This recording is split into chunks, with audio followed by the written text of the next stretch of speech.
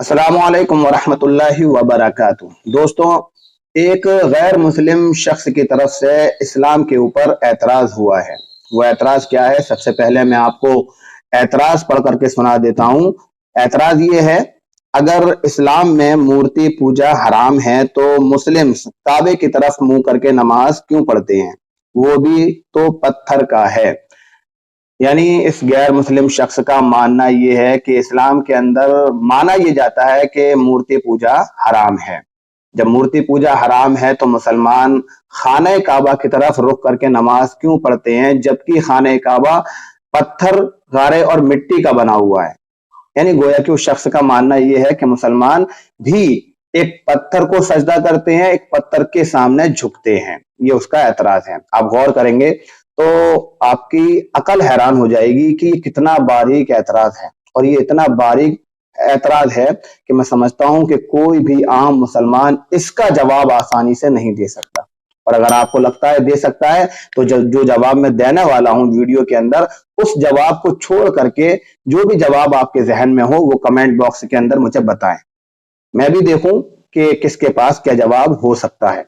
बहरहाल, मैं इस एतराज का जवाब भी दूंगा अकली तौर पर, और ये भी बताऊंगा कि मुसलमान खाने काबा की सिमत की तरफ नमाज रुक करके नमाज क्यों पढ़ते हैं। सबसे पहले ये बात समझ लीजिए कि इस्लाम के ऊपर एतराजात का जो सिलसिला है ये कोई इस दौर में नया नहीं है, ये हर दौर में रहा है।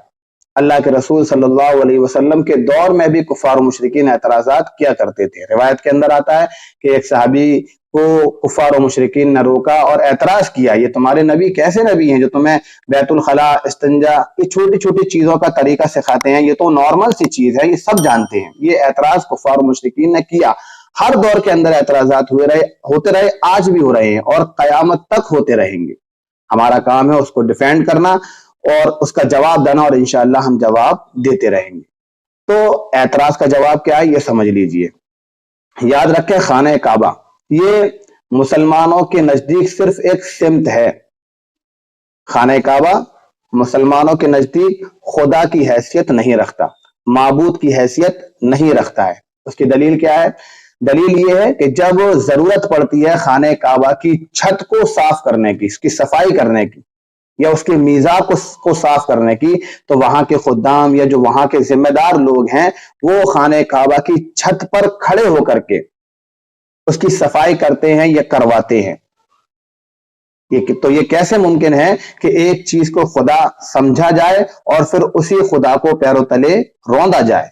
ये मुमकिन नहीं है। और ये हम दूसरे धर्म के अंदर भी देखते हैं कि जहां मूर्ति पूजा की जाती है या कोई और चीज पूजी जाती है, वो उसको पैरों तले नहीं रौंदते और पैरों तले रखने को बहुत बड़ा गुनाह समझते हैं, जिससे उनकी भावनाएं, उनके इंप्रेशंस मजरूह होते हैं, उनके इंप्रेशंस को चोट पहुंचती है।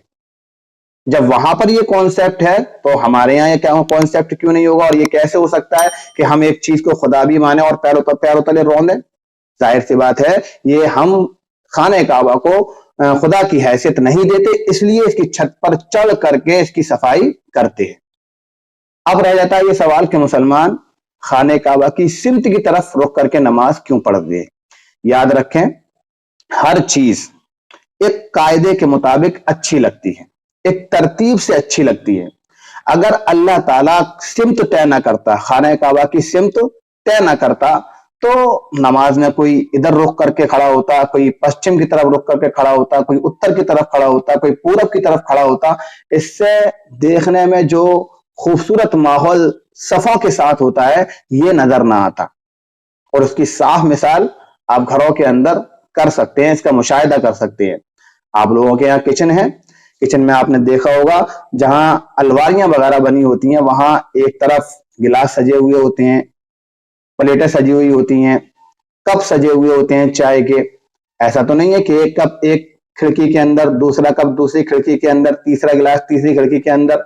ये बेतरतीब चीजें हैं और देखने वालों को अच्छी भी मालूम नहीं होगी। तो फिर नमाज जैसी चीज जो अहम इबादत है, इसको बेतरतीब कैसे किया जा सकता था? इसके अंदर खूबसूरती पैदा करने के लिए अल्लाह ने एक सिमत तय की, एक रुख तय किया कि सारे मुसलमान इसकी तरफ रोक करके सफ़े बना करके नमाज पढ़ेंगे ताकि एक खूबसूरत माहौल देखने को मिले। इसलिए मुसलमान खाने काबा की तरफ रुख करके नमाज पढ़ते हैं।